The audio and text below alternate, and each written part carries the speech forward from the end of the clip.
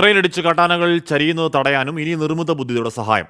അപകടങ്ങൾ കുറയ്ക്കാൻ AI സാങ്കേതികവിദ്യയിൽ പ്രവർത്തിക്കുന്ന ഗജരാജ പദ്ധതി നടപ്പാക്കാനാണ് റെയിൽവേയുടെ തീരുമാനം. വന്യമൃഗങ്ങളുടെ നീക്കം തുടർച്ചയായി നിരീക്ഷിക്കാൻ കഴിയും വണ്ണം 32 കിലോമീറ്റർ ദൂരപരിധിയിലാണ് പുതിയ സംവിധാനം ഏർപ്പെടുത്തുക. കഴിഞ്ഞ ഒരു മാസത്തിനിടെ മാത്രം 2 കാട്ടാനകളാണ് കോട്ടേക്കാട് ഭാഗത്ത് ട്രെയിൻ ഇടിച്ച് ചരിഞ്ഞത്.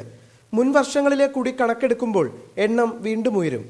ഈ സാഹചര്യത്തിലാണ് AI സംവിധാനം ഉപയോഗപ്പെടുത്തി പല ഡിവിഷനുകളിലും നടത്തി വിജയിച്ച സംവിധാനം പാലക്കാട്ടും ഏർപ്പെടുത്തുന്നത്.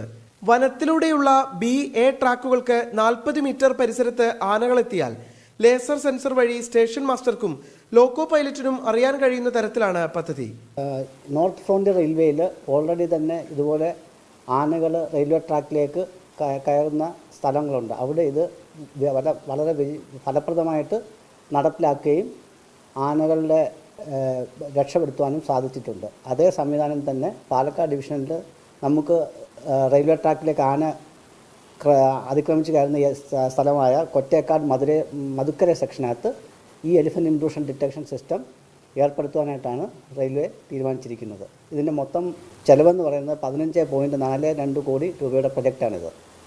ഇത് ഒപ്റ്റിക്കൽ ഫൈബർ സംവിധാനം ഉപയോഗിച്ചുകൊണ്ട് ആർട്ടിഫിഷ്യൽ ഇൻ്റലിജൻസിൻ്റെ ഹെൽപ്പോടുകൂടി ആനകളുടെ സാന്നിധ്യം റെയിൽവേ ട്രാക്കിനടുത്ത് വരികയാണെങ്കിൽ ഒരു അലേർട്ട് മെസ്സേജ് സ്റ്റേഷൻ മാസ്റ്റർക്കും ലോക്കോ പൈലറ്റ്സിനും പോവുകയും ട്രെയിൻ നടത്തിയിടുവാനും സാധിക്കുകയും ചെയ്യുന്നതാണ്.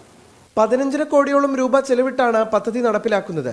ആന്ധ്രയിലെ അലിപൂർദ്വാർ അടക്കമുള്ള ഡിവിഷനുകളിൽ പദ്ധതി നടപ്പിലാക്കി വിജയം കണ്ടിട്ടുണ്ട്.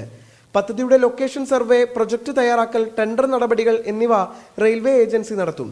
ഒരു വർഷത്തിനുള്ളിൽ സംവിധാനം പൂർണ്ണ സജ്ജമാക്കുകയാണ് ലക്ഷ്യം. 24 പാലക്കാട്.